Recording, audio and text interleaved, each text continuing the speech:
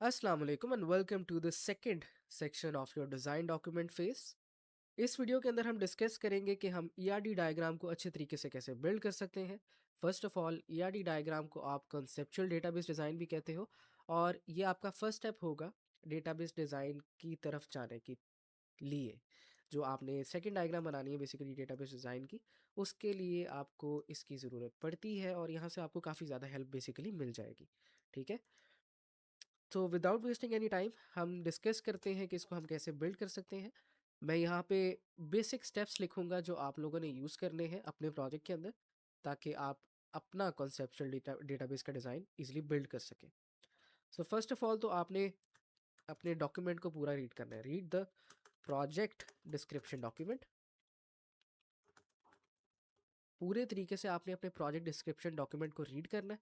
उसके बाद एक्सट्रैक्ट करना है आपने डेटा मॉडल्स को, या आप कह लो कि डेटा ऑब्जेक्ट्स को। अब ये डेटा ऑब्जेक्ट्स क्या है, कैसे इसको एक्सट्रैक्ट करेंगे, अभी हम जब पूरे डॉक्यूमेंट को रीड करेंगे तो आपको बारी बारी मैं इसको बताऊंगा। डेटा ऑब्जेक्ट्स को आपने एक्सट्रैक्ट करना है and put them in an Excel sheet in an organised manner. हम बेसिकली अपने डॉक्यूमेंट को रीड करेंगे, डेटा ऑब्जेक्ट्स को एक्सट्रैक्ट करेंगे और एक्सेल शीट के अंदर पुट कर देंगे एक डेटा फॉर्मेट के अंदर, कि हमें समझ आ रही हो कि एक रो की वजह से ही हमें एक रो पढ़ के समझ आ रही हो कि हमारी एप्लीकेशन के अंदर एग्जैक्टली डेटा वर्क कैसे कर रहे हैं, डेटा का फ्लो क्या है। राइट, नेक्स्ट हम लोग एक्सेल शीट की रो को देखेंगे। Look at the Excel sheet row and extract the entities of your conceptual database design. For your conceptual database design, हम तीसरे पॉइंट के अंदर हम क्या करेंगे, जो हमने रो बनाई होगी, जो हमने एक्सेल शीट बनाई है, उनकी रोज को देखेंगे। सिर्फ एक रो से भी काम चल जाएगा। एक रो को देख के हम एंटिटीज को एक्सट्रैक्ट करेंगे। अब एंटिटीज क्या है, ये आपके डेटाबेस डिज़ाइन, जो आप एक एक्चुअल डेटाबेस को डिज़ाइन करोगे उसके अंदर आप टेबल्स को कह रहे होते हो एंटिटीज। लास्टली हम लोग रिलेशनशिप्स देखेंगे। क्या है relationships in your conceptual database design और कार्डिनैलिटीज। और हम लास्ट पे दो स्टैंडर्ड्स के बारे में बात करेंगे। स्पेसिफिकली तो आपका कंसेप्चुअल डेटाबेस डिज़ाइन का कोई भी स्टैंडर्ड नहीं है उसको बिल्ड करने का, कि आपने उसको किसी स्पेसिफिक तरीके से बिल्ड करना है। अपने तरीके से आप बिल्ड कर सकते हो जैसे आपको समझ आती है, लेकिन व्यू के अंदर एक स्पेसिफिक स्टैंडर्ड है जिसको ज़्यादातर वो लोग फॉलो करते हैं, और उसको आप कहते हो कि चेन नोटेशन। ये आपको आपके माइक्रोसॉफ्ट विजियो के जो सॉफ्टवेयर है उसके अंदर भी स्पेसिफिक इसकी डायग्राम की नोटेशंस मिल जाएंगी, सिंबल्स मिल जाएंगे। तो बारी बारी हम डिस्कस करते हैं जी। ठीक है, coming to the first point, हमने पहले तो डिस्कस करना है कि आपने अपने स्पेसिफिकेशन डॉक्यूमेंट को रीड कैसे करना है। आप लोगों ने फर्स्ट ऑफ ऑल तो एब्स्ट्रैक्ट इंट्रोडक्शन को अच्छे तरीके से रीड कर लेना है, जिससे आपको ये पता चलेगा कि आपकी एप्लीकेशन का फंक्शनली काम क्या है। हमारे केस के अंदर हमारे पास एक ऑनलाइन इस्लामिक क्विज एप्लीकेशन है, जिसका काम ये है कि वो सारे बच्चे जिनको इस्लामिक नॉलेज अपनी इन्हेंस करनी है, वो हमारी एप्लीकेशन के ऊपर जाएंगे, कोई क्विज करेंगे, वो क्विज की बेसिस पर उनको कुछ स्कोरिंग मिलेगी, और स्कोर से वो आइडेंटिफाई कर सकते हैं कि उनकी इस्लामिक नॉलेज अच्छी है या नहीं है। ठीक हो गया। ये चीज़ करने के बाद जब हमें पता लग जाएगा कि हमारी फंक्शनली एप्लीकेशन की वर्किंग क्या है, आपने ये सारी डिस्क्रिप्शन को कॉपी करना है टूल से ऊपर ऊपर तक, और कॉपी करके चैट जीपीटी पे आना है या किसी भी एआई टूल पे चले जाए, उसको पेस्ट करें और लास्ट पे उसको एक प्रॉम्प्ट दे दें, provide me use cases of this application in bulleted point form। और स्टार्टिंग के अंदर आपने प्रोवाइड भी यूज केसेस से पहले कोर भी लिख देना है। हमें सिर्फ और सिर्फ इसके कोर यूज केसेस चाहिए, जो मेन मेन यूज केसेस हैं। तो इसको एंटर करते हैं और ये आपको नीचे इसके यूज केसेस बता देगा जी। आपके पास यूजर ऑथ है, रजिस्ट्रेशन है, कोई सिलेक्शन है, और एडमिन की कुछ आगे फर्दर ऑन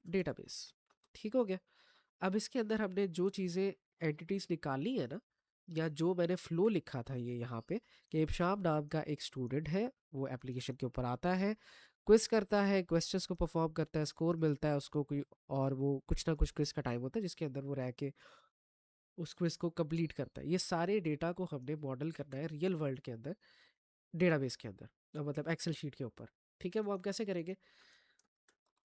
यूज़र क्या है? स्टूडेंट है, तो स्टूडेंट का कोई नेम होगा, उसका कोई ईमेल होगा, पासवर्ड होगा, इसी तरीके से उसका कोई फ़ोन नंबर हो सकता है। और फिर पहले ये वाली इन्फॉर्मेशन लिख देते हैं।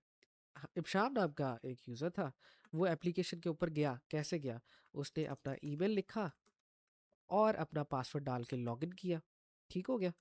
तो पासवर्ड भी हमने कह दिया जी, इब्शाम 123 नाम का इसका पासवर्ड है, और इसने लॉगिन कर लिया। और उसका कोई फ़ोन नंबर था, ठीक है, तो ये उसका जी फ़ोन आ गया जी। उसके बाद जब वो उसने लॉगिन कर लिया है, तो वो गया है क्विज के सेक्शन में। क्विज के सेक्शन में उसने देखा कि क्विज का कुछ क्विजेस है, उनमें से एक क्विज है जिसका नाम है सूरा फातिहा, और उस क्विज की जो कैटेगरी है वो है कुरान की, क्योंकि ये कुरान की सूरा है। और इसी तरीके से फिर उसने देखा कि उस क्विज का कोई ना कोई टाइम है, यानी कि एक स्पेसिफाइड टाइम है जिसके अंदर रहते हुए उसने इस क्विज को कंप्लीट करना है जी। वो क्या है? 20 मिनट के अंदर आपने इसको कंप्लीट करना है जी। इसी तरीके से इसके अंदर कुछ क्वेश्चंस हैं, तो हमें पता लग जाती है कि इसके अंदर जी 20 क्वेश्चंस हैं। अब 20 क्वेश्चंस हैं, तो इसका मतलब ये है कि इसके टोटल मार्क्स जो होंगे वो भी 20 होंगे। ठीक है। और जब मैं क्विज को परफॉर्म कर लूँगा तो ऑब्वियसली मैं कोई मार्क्स को अपटेन भी करूँगा ना। तो लेट से मैं कह देता हूँ मैंने 18 नंबर लिए। ठीक हो गया। अब हमें रियल वर्ल्ड के अंदर पता लग गया कि हमारा डेटा किस तरह का दिखेगा जब हमने अपनी पूरी एप्लीकेशन के ऊपर वर्क कर लिया होगा। ठीक हो गया। इनको हम कुछ अच्छा सा कलर दे देते हैं यहाँ पे। और अब यहाँ से हमने चीज़ों को फर्दर एक्सट्रैक्ट करना है। ठीक है। अब हमें पता है जी कि यूज़र तो हमारे पास एक एंटिटी है, क्विज भी हमारे पास एक एंटिटी है, लेकिन एक और एंटिटी है जो हमारे पास यहाँ पे हमारे डेटा मॉडलिंग के बाद हमें पता लग रही है। वो क्या है? क्वेश्चंस। क्विज के अंदर क्वेश्चंस हो सकते हैं, और क्वेश्चंस के अंदर फर्दर और क्या डेटा हो सकता है। लेट से पहले तो हम बात करते हैं यूज़र की। यूज़र हमारे पास स्टूडेंट है और एडमिन है। हर यूज़र की आपके पास कोई नेम होगा, ईमेल होगा, पास होगा, और फ़ोन नंबर होगा।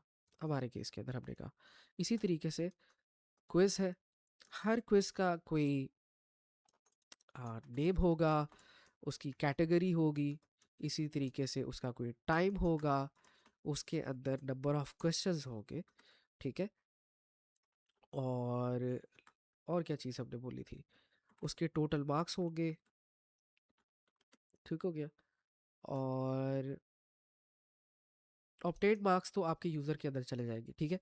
अब आपने एक चीज़ देखनी है कि जो भी आपकी एंटिटी के अंदर जो आपने डेटा लिखा है, अगर आपको लगता है कि उसमें से कोई इस तरह का डेटा है जिसके आंसर्स मल्टीपल टाइम आ सकते हैं। देखो, टोटल मार्क्स कितने हैं? 20 है। 20 को तो आप डायरेक्टली ऐसे लिख सकते हो कि 20 मार्क्स है जी। ठीक हो गया। लेकिन जो 20 क्वेश्चंस हैं उनको आप एक रो के अंदर नहीं लिख सकते। ठीक है। अगर मैंने क्वेश्चन लिखना है, कोई एक क्वेश्चन लिखना है, तो लेट से मैं कह देता हूँ कि सूर्य फातिहा का मतलब क्या है, और सूर्य फातिहा के अंदर पूरी कितनी सूरतें हैं। ठीक है। या बिस्मिल्लाह जो है वो सूर्य फातिहा का पार्ट है या नहीं है। अब ये 3 अलग अलग क्वेश्चन बन रहे हैं, तो मुझे इसके लिए 3 अलग अलग रोज चाहिए होगी। जब भी इस तरह की कोई चीज़ होगी, तो आपने ट्राई करनी है कि आप इसकी एक अलग से एंटिटी बना लो। तो हमारे केस के अंदर क्या होगा? हम क्वेश्चन को निकाल के एक अलग एंटिटी बना लेंगे। ठीक हो गया। अब क्वेश्चन के अंदर फर्दर क्या हो सकता है जी? क्वेश्चन का टेक्स्ट हो सकता है, कि क्वेश्चन का क्या टेक्स्ट है। फॉर एग्जांपल, मीनिंग ऑफ सूरह फातिहा, फातिहा। ठीक है। अब इसके अंदर फर्दर डेटा आपका हो सकता है जी, इसका जो करेक्ट आंसर है वो हो सकता है। ठीक है। करेक्ट आंसर या आप इसको ऐसे कह सकते हो कि इसका ऑप्शन ए है जो, वो है, ऑप्शन बी है एक इसका, क्योंकि एमसीक्यू बेस्ड है ना ये, तो इस पे कोई ऑप्शन सी हो सकता है, और इसी तरीके से ऑप्शन डी हो सकता है। और इसके अंदर फिर हम कह सकते हैं कि जो करेक्ट ऑप्शन है वो कौन सा है जी? करेक्ट ऑप्शन है जी आपका ऑप्शन ए, फॉर एग्जांपल। ठीक है, अब डेटा को आपने इस तरह मॉडल करना है। अब जो बेसिक लेवल पे हमें पता लग गया है कि हमारे कंसेप्चुअली डेटा मॉडलिंग किस तरह की है, इसको अब हम यहाँ से कॉपी करेंगे। आप लोगों ने क्या करना है, ड्रॉ डॉट आयो को ओपन करना है, ब्राउज़र पे जाए, यहाँ पे लिखे जाके ड्रॉ डॉट आयो, आपके सामने कुछ इस तरह की वेबसाइट ऊपर हो जाएगी। अब यहाँ पे हम डायग्राम को अपने ड्रॉ करना लगे। फर्स्ट ऑफ ऑल जो चीज़ हमने कॉपी की है वो यहाँ पे पेस्ट कर लेते हैं। ठीक है, और आपने आना है ई आर के एंटिटी रिलेशनशिप के कॉलम के अंदर, और यहाँ से आपको डिफरेंट देखो एंटिटीज़ के ऑप्शंस मिल जाएंगे। ठीक है, इसमें से कोई भी एक सेलेक्ट कर लो। मेरे केस में मैं कहता हूँ कि मैं बिल्कुल जो शार्प कॉर्नर वाला रेक्टेंगल है इसको सेलेक्ट कर रहा हूँ, और इसके अंदर मैं अपनी एंटिटीज़ को लिखूंगा। अब आपने सारी चीज़ों को स्प्रेड आउट कर देना है। हमें पता है हमारे यूज़र के अंदर हमारे पास स्टूडेंट और एडमिन है, तो हम लोग दो यूज़र यहाँ पे एंटिटीज़ लिखेंगे। एक होगी हमारी स्टूडेंट और एक होगी हमारी एडमिन। इसी तरीके से हमारे पास क्विज है, तो इसको कॉपी करते हैं, तो क्विज की एंटिटी आ गई, और इसी तरीके से क्वेश्चंस की एंटिटी आ गई, क्वेश्चंस। ठीक हो गया, और आई थिंक दैट्स इनफ। ठीक है, अब ये जो डेटा है आपको ये फर्दर हेल्प करेगा, या जो हम फ्लो की बात कर रहे थे वो फर्दर हेल्प करेगा आपको इनके दरमियान रिलेशनशिप को डिफाइन करने के अंदर। अब नेक्स्ट हम डिस्कस करते हैं कि रिलेशनशिप्स किसको कहते हैं, और एंटिटीज़ के दरमियान आप रिलेशनशिप को कैसे फॉर्म कर सकते हो। अब रिलेशनशिप का सिंपल मतलब ये है कि दो एंटिटीज़ के दरमियान लॉजिकली क्या रिलेशनशिप है। ठीक है, तो बेसिकली अगर मैं कहूँ कि स्टूडेंट और क्विज का आपस में क्या रिलेशनशिप है, इस चीज़ को हमने डायग्रामेटिकली फॉर्म करना है, और डेटाबेस के अंदर ये कैसे फॉर्म करते हैं इसके बारे में इसके बारे में डिस्कस करते हैं। इसका गोल्डन रूल ये है कि आप लोगों ने अपने से सिर्फ एक क्वेश्चन करना है कि for one record of A, for example uh हम इसको कह देते हैं और बी इसको कह देते हैं, for one record of A how many record of B can logically exist. और ये चीज़ हमने दोनों डायरेक्शन के अंदर पूछ लिया। अब इसको सिंप्लीफाई करते हैं जी, इसको यहाँ से डिलीट कर देते हैं। मैं सिंपली कहने की ये कोशिश कर रहा हूँ कि अगर मैं इस डायरेक्शन में बात करता हूँ, स्टूडेंट से लेके क्विज की डायरेक्शन में बात करता हूँ, तो मेरा सवाल ये होगा कि a student can have how many quizzes. ठीक है, तो हमने सिंपली इस क्वेश्चन को आंसर करना है, तो इसका आंसर क्या होगा, मैनी क्विजेस। ठीक है, अगर इफ्शाम नाम का एक स्टूडेंट है तो वो सूर्य फातिहा का क्विज भी कर सकता है, सूर्य बकरा का क्विज भी कर सकता है। तो अ स्टूडेंट कैन हैव और कैन अटेम्प्ट मैनी क्विजेस। अब यही सेम सवाल हमने करना है क्विज से, और जब हम क्विज से ये क्वेश्चन कर रहे होंगे तो हमारी डायरेक्शन हो जाएगी चेंज, यानी कि डायरेक्शन चले जाएगी ऊपर को, स्टूडेंट की तरफ। हम पूछेंगे अ quiz can have how many students. मान लेते हैं कि एक स्टूडेंट है इब्शाम और एक स्टूडेंट है अब्दुल्ला। क्या दोनों सूर्य फातिहा का क्विज कर सकते हैं? कर सकते हैं, कोई मसला नहीं है। तो अ quiz can have how many students, similarly many students. अब इससे हमें एक चीज़ पता लग गई कि हमारा यहाँ पे जो रिलेशनशिप बन रहा है वो बन रहा है जी मैनी टू मैनी रिलेशनशिप। ठीक है, अब पहले तो डिस्कस करते हैं कि डेटाबेस के अंदर स्पेसिफिकली किस तरह के रिलेशनशिप्स होते हैं जो कॉमनली यूज़ हो रहे होते हैं। तो इधर जाते हैं और इधर लिखते हैं डेटाबेस डिज़ाइन रिलेशनशिप्स, और प्राइमरीली यहाँ पे वो आपको बता रहे हैं कि वन टू वन नाम का एक रिलेशनशिप होता है, वन टू मैनी नाम का एक रिलेशनशिप होता है, और मैनी टू मैनी नाम का एक रिलेशनशिप होता है। ठीक है, इसी के बारे में हम डिस्कस करेंगे। अब ये जो दरमियान में लाइंस है इसको आप डायग्रामेटिकली आइडेंटिफाई करने के लिए यूज़ करते हो, और इन लाइंस को आप कहते हो कार्डिनैलिटीज़। अब इन्हीं चीज़ को हम भी यूज़ करेंगे। आपने सिंपली क्या करना है, इसको थोड़ा सा आपस में फासला दे देते हैं, और ये जो सवाल हमने लिखे थे और ये डायरेक्शन बनाई थी इसको डिलीट कर देते हैं, अगर आप थोड़ा सा नीचे यहाँ पे जाओगे ना, तो यहाँ पे आपको कुछ सिंबल्स मिल जाएंगे। ठीक है, इसमें आपको मैनी टू मैनी का भी सिंबल मिल जाएगा, और इसी के अंदर आपको दूसरे भी सिंबल मिल जाएंगे। तो ये हमारा मैनी टू मैनी का सिंबल है। 3 क्रो फीट्स एक साइड पे, 3 क्रो फीट एक साइड पे, इसका मतलब क्या है? Many to many. ठीक हो गया। हमने क्या करना है, हम इसको कुछ इस तरीके से जोड़ सकते हैं। मैनी टू मैनी रिलेशनशिप आपका इस तरह डिफाइन होगा। अब ये जो क्रो फीट नोटेशन है, ये अच्छे तरीके से जुड़ नहीं रही। ठीक है, तो मैं क्या करूँगा, मैं सिंपली ये एरो यहाँ पे खींचूंगा क्विज की तरफ, और इधर आके मैं सिंपली एक साइड पे मैनी लगा दूंगा। ठीक है, और दूसरी साइड पे भी मैनी लगा दूंगा। अब मैंने क्या किया है, मैंने डिफाइन कर दिया है, a student can have many quizzes and a quiz can have many student. ठीक है, जब भी आपने बोलना है तो इसको सिंगुलर फॉर्म में बोलना है। A student can have many quizzes, एक बच्चा बहुत सारे क्विजेस को अटेम्प्ट कर सकता है, और एक क्विज के पास बहुत सारे स्टूडेंट हो सकते हैं, जिसका सिंपल मतलब ये है कि एक क्विज बहुत सारे स्टूडेंट अटेम्प्ट कर सकते हैं। और अगर आप इस स्लाइड में डबल क्लिक करोगे तो ये आपको टेक्स्ट दे देगा। अब आपने कॉन्सेप्चुअली जो चीज़ कर रहे हैं ना, जो रिलेशनशिप इनके दरमियान अटेम्प्ट हो रहा है, उसको आपने नेम करना है। तो हम सिंपल कह देते हैं कि अटेम्प्ट्स। ठीक है, a student attempts many quizzes, many quizzes can be attempted by a student. ठीक हो गया।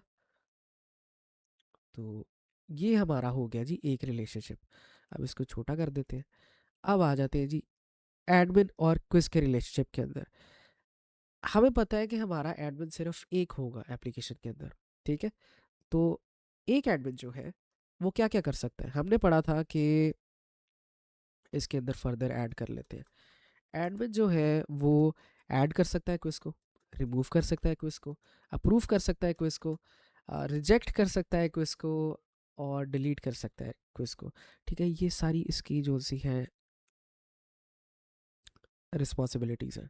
ठीक है, तो हम क्या कहते हैं, हम एक एरो उठाएंगे और इसकी तरफ खींच देंगे। ठीक है, और सिंपली हम कहेंगे कि एक एडमिन बहुत सारे क्विजेस को ऐड कर सकता है, डिलीट कर सकता है, अप्रूव कर सकता है, या रिजेक्ट कर सकता है। ठीक हो गया। अब ये रिलेशनशिप हमारा हो गया इसके दरमियान। लेकिन आप इसको और भी ज़्यादा एक्सप्लिसिट कर सकते हो। एक्सप्लिसिट करने का मतलब क्या, हमें पता है कि एडमिन सिर्फ एक ही होगा, तो नन की जगह मैं यहाँ पे एक दूसरा साइन यूज़ कर सकता हूँ, जिसको आप कहते हो ये one and only one admin can attempt many quizzes. ठीक हो गया।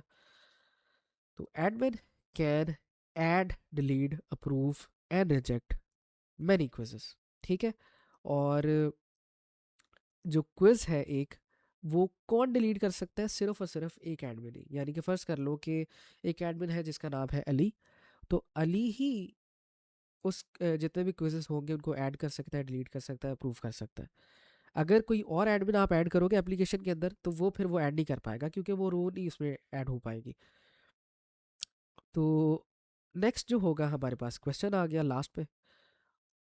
और क्विज के अंदर कितने क्वेश्चंस हो सकते हैं? ठीक है, पहली चीज़ तो ये है कि इसको क्वेश्चंस की जगह हम क्वेश्चन करेंगे।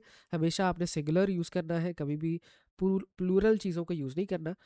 तो एक क्विज के अंदर कितने क्वेश्चंस हो सकते हैं? एक क्विज के अंदर बहुत सारे क्वेश्चंस हो सकते हैं। चलिए जी, अगेन हम डायरेक्शन के हिसाब से सवाल करते हैं। अगर मैं क्विज से सवाल करूं, तो वो सवाल क्या होगा? अ quiz can have how many questions? तो इसका आंसर होगा मैनी क्वेश्चन। ठीक हो गया। इसी तरीके से यही सवाल अगर मैं करूँ क्वेश्चन से, a question can have how many quizzes? तो लॉजिकली अगर हम बात करें तो एक ही क्विज के अंदर वो एग्जिस्ट कर सकता है क्वेश्चन। ठीक है, मतलब कि सूर्य फातिहा का क्विज है, तो सूर्य फातिहा का क्वेश्चन सूर्य फातिहा ही के क्विज के अंदर एग्जिस्ट करेगा ना। तो हम इसको कहेंगे वन टू मैनी रिलेशनशिप। ठीक हो गया। तो अगेन एरो को खींचते हैं और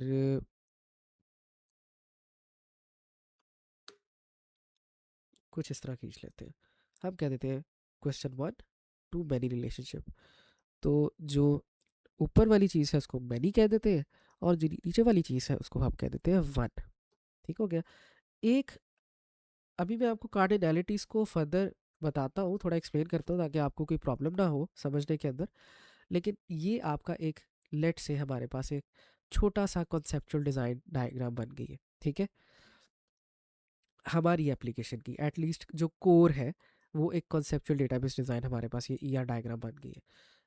मेन चीज़ जो ये है कि आपकी कार्डिनैलिटीज़ क्या है। अब देखो जी, कार्डिनैलिटीज़ के अंदर आपके पास, हमने अभी पहले भी बात की कि तीन किस्म की कार्डिनैलिटीज़ हैं जो मोस्ट कॉमनली यूज़ होती है। फर्स्ट ऑफ ऑल हम इन्हीं की बात कर लेते हैं। वन टू वन जो है, अगर आपने इसको डिफाइन करना है या सिम्बॉलिकली अगर डिफाइन करना है तो आप उसको डिफाइन करते हो कुछ इस तरीके से। अगर मुझे वो सिंबल यहाँ पे मिल जाए, one two one one two one one two one, और यहाँ पे वन टू वन का सिंबल ही नहीं है। चले हम यहाँ पे दो एंटिटीज डिफाइन करते हैं। ठीक है, हम उसको नाम नहीं देंगे, लेकिन वन टू वन यहाँ पे लिख लेते हैं, वन टू वन। अगर वन टू वन रिलेशनशिप को आपने डायग्रामेटिकली या कार्डिनैलिटी को डिफाइन करना है तो आपने सिंपली एरो खींचना है, और यहाँ पे आके ये जो बिल्कुल वन वाला साइन है जिसमें एक आएगी चीज़, इसका मतलब ये क्या है, वन टू। सिमिलरली इधर भी आने वन। अब इस चीज़ का मतलब है वन टू वन रिलेशनशिप। ठीक हो गया। इसी तरीके से इसको कॉपी करते हैं, और अब वन टू मैनी रिलेशनशिप की बात करेंगे। वन आ गया ये, और मैनी के अंदर आ गया आपका ये, तो वन टू मैनी रिलेशनशिप हो गया। इसी तरीके से मैनी टू मैनी रिलेशनशिप की बात कर लेते हैं जी। जो मैनी टू मैनी रिलेशनशिप है वो हो गया आपका कुछ इस तरीके से। ठीक है, so one two one,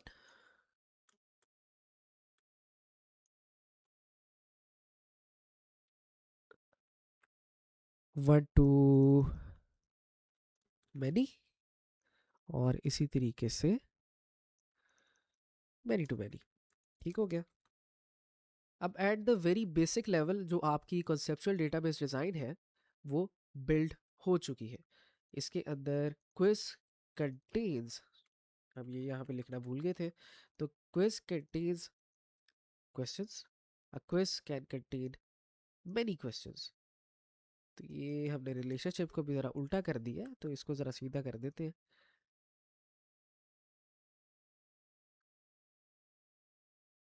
quiz can contain many questions, तो जो मैनी है वो लास्ट पे होगा। आई थिंक ये एरो उल्टा लग गया, तो इसको दोबारा ऐड कर लेते हैं। A quiz can have many questions, तो मैनी क्वेश्चंस, और वन क्विज बेसिकली, तो one quiz can have many questions. और इसको रिलेशनशिप को डिफाइन करने के लिए हम कंटेन्स भी कह सकते हैं, हैव भी कह सकते हैं। A quiz can have many questions, a quiz can contain many question, या quiz can include many questions. ठीक है, ये आपकी अपनी मर्जी है। लेकिन बेसिक लेवल पे जो बात कर रहे हैं हम, कि हमारा कॉन्सेप्चुअल डेटाबेस डिज़ाइन यहाँ पे बिल्ड हो गया है। अगर आपके टीचर इससे पूरी तरह सेटिस्फाइड नहीं होते इन केस, तो आप लोगों ने इसको चैन नोटेशन के अंदर कन्वर्ट कर देना। अब चैन नोटेशन के अंदर क्या होता है, आप कुछ एट्रीब्यूट्स हैं जो अपने ऐड कर देते हो डेटाबेस के अंदर, और वो क्या होंगे, वो सिंपली ये होंगे कि आपका फॉर एग्जांपल क्विज है, तो यहाँ पे एंटिटी रिलेशन के अंदर ही आप आओगे, तो यहाँ पे आपको एट्रीब्यूट नाम की प्रॉपर्टी नज़र आएगी। ठीक है, अब हमने जो ऊपर ये चीज़ें लिखी है ना, कि हमारा जो क्विज है उसका कोई नेम हो सकता है, कैटेगरी हो सकती है, टाइम हो सकता है, टोटल मार्क्स हो सकते हैं, ये सारी चीज़ें आपने लिख लेनी है इसके अंदर। ठीक हो गया। तो हमारा एक एट्रीब्यूट है नेम, इसको छोटे में लिखते हैं, सिमिलरली हमारा एक एट्रीब्यूट है, नेम है, कैटेगरी है, टोटल मार्क्स है। इसी तरीके से और क्या है, टाइम है।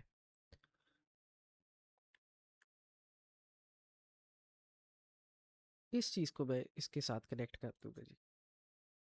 ये बेसिक लाइन पकड़ी और इसको कर दिया जी इसके साथ हमने कनेक्ट। ठीक हो गया।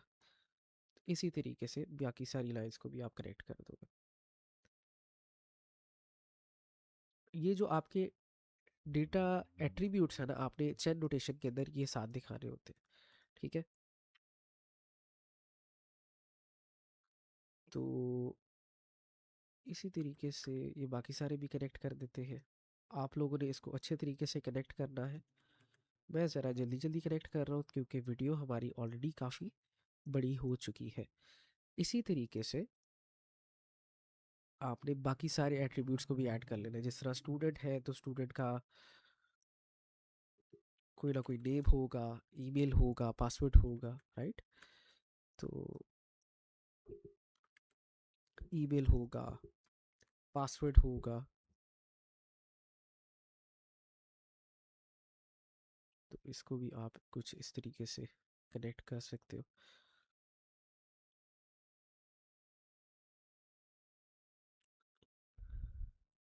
मैंने ये एरोस जो है ये अच्छे तरीके से पॉइंट आउट नहीं किए, आपने मेक श्योर करना है कि आप अच्छे तरीके से इसको पॉइंट कर लो। और लास्टली ये भी कि आपने एरोस को लास्ट पे पॉइंटेड एरोस नहीं रखते, बिल्कुल बिल्कुल सिंपल एरोस का आपने यूज़ करना है। ठीक हो गया। इसी तरीके से आपने एडमिन का भी लिख लेना कि एडमिन का कोई नाम है, ईमेल है, पासवर्ड है। और क्वेश्चन के अंदर आपने क्वेश्चन टेक्स्ट लिख लिया, ऑप्शन ए लिख लिया, बी लिख लिया, सी लिख लिया और करेक्ट ऑप्शन लिख लिया। आप लोगों ने अपने प्रोजेक्ट के लिए ऐसे लिखना है। ठीक हो गया। लेकिन इसी तरीके से आपने एट्रीब्यूट्स को डिफाइन करना है। अब लास्ट चीज़ ये है कि आपका एक मेन एट्रीब्यूट होगा जो अंडरलाइंड होगा। इसको आप कहते हो आपकी प्राइमरी की। जो भी की होगी, प्राइमरी की होगी, फॉरेन की होगी, इसको आपने ऐसे डिफाइन करना है। अब प्राइमरी की, फॉरेन की क्या होती है ये मैं डेटाबेस डिज़ाइन वाले सेक्शन के अंदर डिफाइन करूँगा। लेकिन एट वेरी बेसिक लेवल आपने इसको ये समझना है कि ये एक ऐसी की है जो सूर्य फातिहा की क्विज़ को, फॉर एग्जांपल हमारे पास सूर्य फातिहा का क्विज़ है एक, और सूर्य बकरा का क्विज़ है एक। ये जो प्राइमरी आईडी होगी ये आइडेंटिफाई करेगी यूनिकली इस क्विज़ को। और ये आईडी आइडेंटिफाई करेगी इस क्विज़ को यूनिकली। अब इसको यूनिकली कैसे कि हम कह देंगे कि फॉर एग्जांपल सूर्य फातिहा जो है वो एक क्विज़ है, उसकी आईडी है 1। अब 1 किसी और क्विज़ की आईडी नहीं हो सकती, तो 1 यूनिकली रिप्रेजेंट करता है सूर्य फातिहा के क्विज़ को। सिमिलरली 2 जो आईडी है वो यूनिकली रिप्रेजेंट करती है सूर्य फातिहा के क्विज़ को। इसी तरीके से कोई अगर हदीस का क्विज़ होगा, ठीक है, तो हो सकता है कि उसकी आईडी हो 14, ठीक है, या 134 कह लेते हैं। तो ये यूनिकली आइडेंटिफाई करती है हदीस के क्विज़ को। यानी कि बेसिक मकसद ये है, कोई भी और क्विज़ जो है वो 134 नाम की आईडी को नहीं अपने अंदर ऐड कर सकता, क्योंकि ये आईडी यूनिकली किसी और क्विज़ को आइडेंटिफाई करती है। ठीक हो गया। सो आईडी बेसिकली ये है। और मोस्ट ऑफ द टाइम आप ये आईडी हर दफ़ा हर एंटिटी को दे ही रहे होंगे। तो हमारे केस में भी हम यही करते हैं, हम इसको क्विज़ को भी एक आईडी दे देते हैं। सिमिलरली जो क्वेश्चन है उसको भी एक आईडी दे देते हैं। जो एडमिन है उसकी भी ऑब्वियसली कोई ना कोई आईडी होगी, ठीक है। और जो स्टूडेंट है उसकी भी कोई ना कोई आईडी होगी। अब मैं स्टूडेंट के केस में भी आपको समझा देता हूँ कि लेट से कि एक स्टूडेंट है इब्शाम नाम का, तो उसकी आईडी हो सकती है 12। अब ये 12 वाली आईडी जो है ये किसी और बच्चे की नहीं हो सकती। ठीक है, अगर लेट से आप ट्राई भी करोगे ना अहमद नाम के बच्चे को बनाने को और उसकी आईडी आप फोर्सली 12 रखोगे भी, तो डेटाबेस आपको एरर दे देगा कि आप 12 नाम की सेम आईडी नहीं रख सकते। ठीक है, अब ये होती है आपकी प्राइमरी की। इसके अलावा आपके पास एक फॉरेन की भी होती है, ठीक है, लेकिन उसको फर्दर हम डिस्कस करेंगे जब हम डेटाबेस डिज़ाइन के अंदर जाएंगे। लेकिन आपको बेसिक लेवल पे पता लग गया कि आपके चेन नोटेशन के अंदर आप क्या करते हो, जो आपका बेसिक डेटाबेस डिज़ाइन होता है, कंसेप्चुअल डेटाबेस डिज़ाइन, उसके अंदर एट्रीब्यूट्स को ऐड कर देते हो, ठीक है। और ये एट्रीब्यूट्स की दोबारा आपको मैं सिंबल बता रहा हूँ, एंटिटी रिलेशनशिप के अंदर आपको ये सर्कल सिंबल के अंदर एट्रीब्यूट नज़र आएगा, ये सिंपल एट्रीब्यूट्स है। और अगर आपने आईडीज़ को ऐड करना है तो ये अंडरलाइन वाली चीज़ को आपने यूज़ करना है, ठीक हो गया। सो आई होप कि यहाँ तक आप लोगों को अच्छे तरीके से समझ आ गई होगी, और आप लोगों को अच्छे तरीके से समझ आ गई होगी कि आप लोगों ने किस तरह अपना कॉन्सेप्चुअल डेटाबेस डिज़ाइन बिल्ड करना है। अ, अगर किसी को आवाज़ के अंदर कोई प्रॉब्लम लगी है वीडियो के अंदर तो उसके लिए माजरत, क्योंकि हमारी तबीयत थोड़ी सी नासाज है। लेकिन यहाँ पे हमारा कॉन्सेप्चुअल डेटाबेस डिज़ाइन जो है ये कंप्लीट होता है। हम इसको कॉपी करते हैं और जो वर्ड डॉक्यूमेंट है उसको ओपन करके मैं इसके अंदर ऐड कर लेता हूँ जो कल हम काम कर रहे थे। तो यहाँ पे आके, उप्स, इसकी स्क्रीनशॉट लेनी पड़ेगी। यहाँ पे आके इसको हम सिंपली स्क्रीनशॉट लेते हैं और इधर ऐड कर लेते हैं। आप लोगों ने इसको ज़रा ज़्यादा क्लीन तरीके से अगर स्क्रीनशॉट को लेना है तो यहाँ पे ये ग्रिड को ख़त्म कर दे। अब ये पीछे बैकग्राउंड वाइट हो जाएगा। इसको दोबारा ले लेते हैं और इधर पेस्ट कर देते हैं। ठीक हो गया। थोड़ा सा इसको दरमियान में कर लेते हैं। अगेन, अगर आपके टीचर इतनी सी कंसेप्चुअल डेटाबेस डिज़ाइन से हैप्पी नहीं है तो आपने क्या करना है, एट्रीब्यूट्स को अंदर ऐड कर लेना। ठीक है। आई होप कि यहाँ तक अच्छे तरीके से समझ आ गई होगी। I will meet you in the next video now. और नेक्स्ट वीडियो के अंदर हम डिस्कस करेंगे कि सीक्वेंस डायग्राम्स आप कैसे बिल्ड करते हैं। विद दैट सेट, मुझे इजाज़त दें। अल्लाह हाफिज़।